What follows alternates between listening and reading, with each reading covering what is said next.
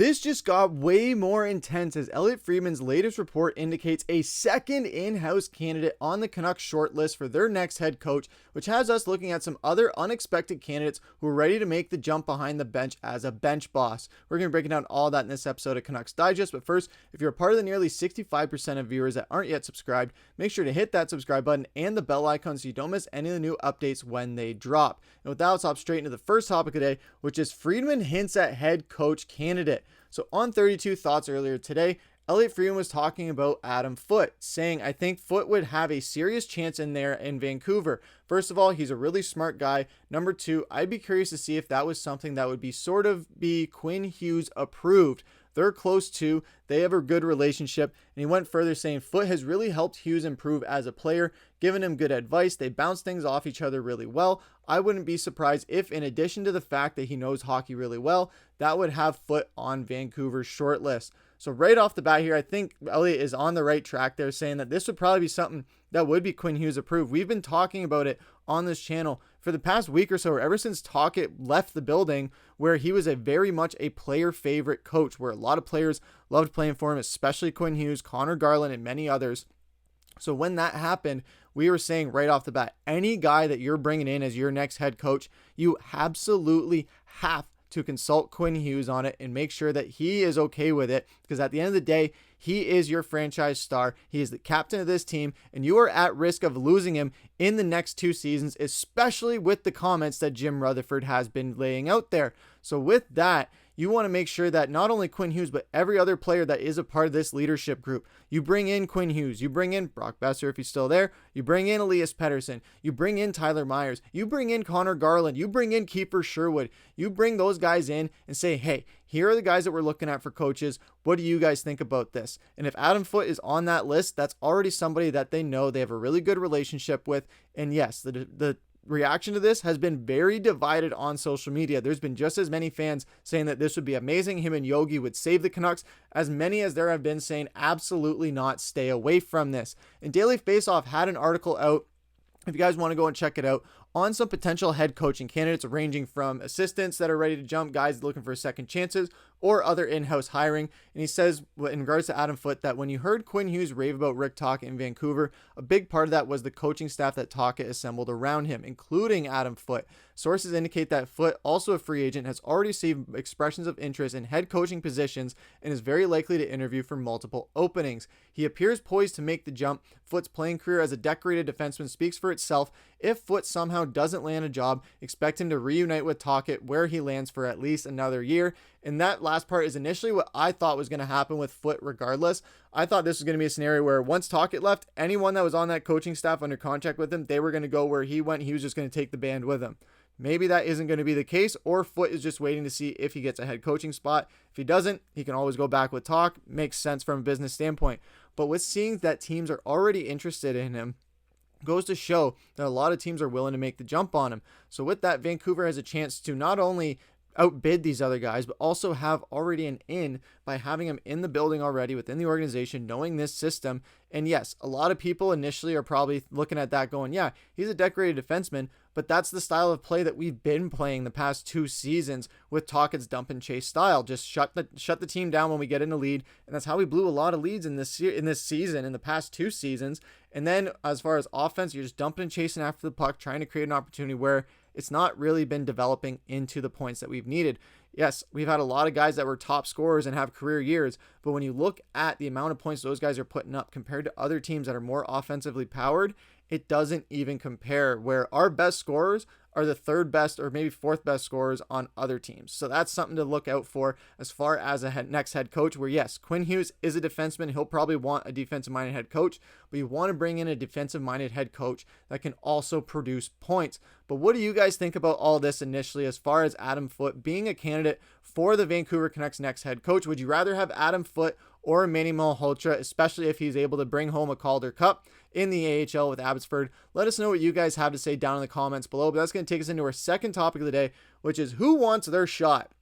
So like I said earlier, there was that article that Daily Faceoff put out of some coaching candidates. There was so many on the list. We had to kind of narrow it down. There was some that we're going to have in a later video that have a lot more NHL experience. But for this episode, we focus on the guys who are either assistant coaches or guys that have been in the AHL more so, or just bounced around and haven't really had the NHL head coaching experience that some of the other guys on the list had.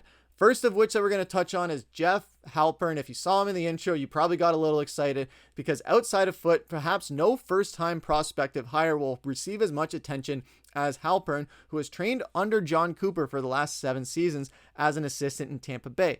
In fact, if Tampa Bay and Cooper had parted ways, you'd think that Halpern would be a candidate for the Bolts opening. Halpern, 48, was a gritty, detailed player who carved out an impressive 976-game NHL career as an undrafted player and also holds a degree from Princeton. So right off the bat, his intangibles there, being a player who has played in the NHL, that goes a long way when you have a locker room of a lot of young guys who are looking for someone to turn to. They want to look to someone who's been through the struggles they've been through as an NHL player, not someone as a career coach like some other ones that they could bring in. But you bring in somebody who has a lot of playing experience, especially with that chip on his shoulder as an undrafted player, and he played that many games. He could bring that same chip on his shoulder to head coaching, and he's been with John Cooper for such a long time. There's no way he didn't learn any of the tricks that John Cooper has. And with that, John Cooper is going to be staying in Tampa Bay. Hopefully Halpern, if he doesn't stay there, he comes to Vancouver and helps us out. But that was a big thing where once Tocchet was fired, everyone wanted to jump to Mike Sullivan, John Cooper. Well, both those guys aren't available now. So now you have to kind of go for the next best thing. So if some of these other guys that have a lot of head coaching experience aren't the ones that fit for Vancouver, then you kind of look at the assistants that are ready to make that jump and could be like those surprise coaches that, as much as I hate to say it, Chris Knobloch was a big surprise last season in the playoffs and at the end of the season where Edmonton went on a great run in the playoffs, and they're still unfortunately in the playoffs right now. So that's a thing where Vancouver could take a chance on one of these guys who's an assistant ready to make the jump, whether it's Foot, whether it's Halpern, or whether it's Mike Vellucci as well, where this is one where Daily Faceoff says that he has yet to run into anyone who has a bad thing to say about Vellucci, a hockey lifer who has done just about everything in the game. NHL player? Check. Championship head coach in the NAHL, OHL, and AHL? Check. NHL assistant coach? Yep. He's been that for the last 5 seasons under Mike Sullivan. NHL assistant GM and director of player personnel? Yep. Vellucci is personable, direct, and a fascinating guy. He's always been the bridesmaid, but never the bride. And this could be an opportunity where Vellucci could step in and say, hey, I'm ready to make this jump. I've done everything there is to do. Now I can go and do the last thing I need to do and win a Stanley Cup as an NHL head coach. That would be huge for him in his career, but also for Vancouver.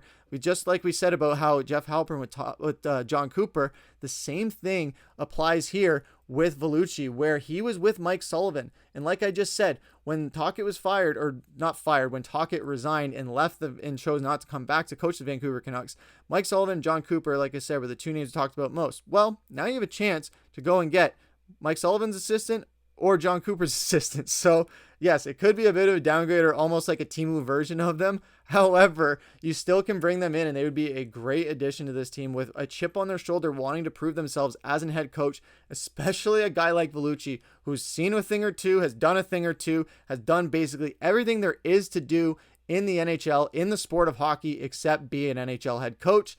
And then that brings us to the last of Todd Nelson, saying it's borderline bizarre that Nelson hasn't landed a full-time NHL head coaching gig, given his nearly unparalleled success at the AHL level. Since a 51-game run as Oilers interim head coach in 2015, Nelson has won 3 Calder Cups, including 1 in Grand Rapids, 2 more back-to-back last year in Hershey. And yes, the Bears stock their AHL roster a little bit differently, but he's also won 2 UHL titles. Nelson at 55 has also spent 7 years as an NHL assistant.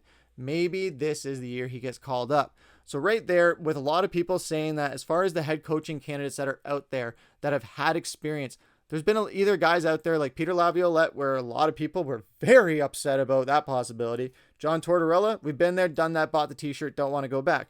Bruce Boudreau, Travis Green, same thing. Not saying Travis Green will be gone in Ottawa. However, Bruce Boudreau, we did that before, didn't work out. Rick Tocchet, he's not available. John Cooper's not available. Mike Sullivan's not available. So at this point, who is going to be available? And yes, there is a whole other list of other guys out there that we're going to cover that have had previous head coaching experience. But when I'm looking at these 3 guys right here, and even Adam Foote as well, who's already in the building, these are 4 guys that I think could be very strong candidates for the Vancouver Canucks that not a lot of people are expecting. Everyone's expecting them to go out and get an established guy that's known and all that. But as we've seen with John Tortorella in Philly, John Tortorella in Vancouver, or with some other coaches that are more old school, I won't say some of those guys, but with some of these more old school type of coaches, it hasn't really translated into this style of hockey for the modern era. Not saying it's a bad way of coaching, but it has become a little bit outdated. So if you bring in a guy who has learned from the best of the new generation, whether it's Mike Sullivan, John Cooper, or Rick Tocchet, or someone who has won 3 Calder Cups and has had a load of success in the AHL and is seemingly ready to make that jump, I think those are 4 guys that Canucks fans can look at and say, hey, I could, like me personally, I can be confident in any of those 4 guys and say, yeah, I feel good that the Canucks could make a playoff appearance if they shore up a few things on some positions.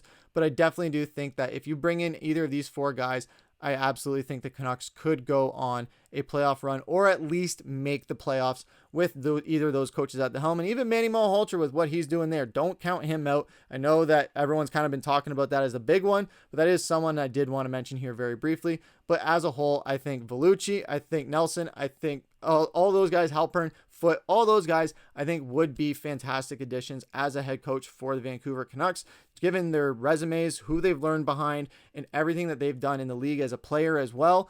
I think that brings a lot of opportunity for the Vancouver Canucks to really change around this identity, to really form it around that coach. And that coach will want to make sure that whatever their identity is as their big head coaching gig, they want to make a splash with it. And I think the Vancouver Canucks are a perfect team in need of an identity change. But what do you guys think about all of these candidates as a whole? Which one of these 4 that we highlighted would you rather see on top of the debate between Foote and Malhotra? Breaching away from those 2, which of those 3 would you want to see that we covered in the second topic here today? Let us know what you guys have to say down in the comments below. It's going to be a very interesting ride through the end of the playoffs into the draft and free agency, so you won't want to miss any of the updates that we have. But with that, I've been your host, Griffin. Take care.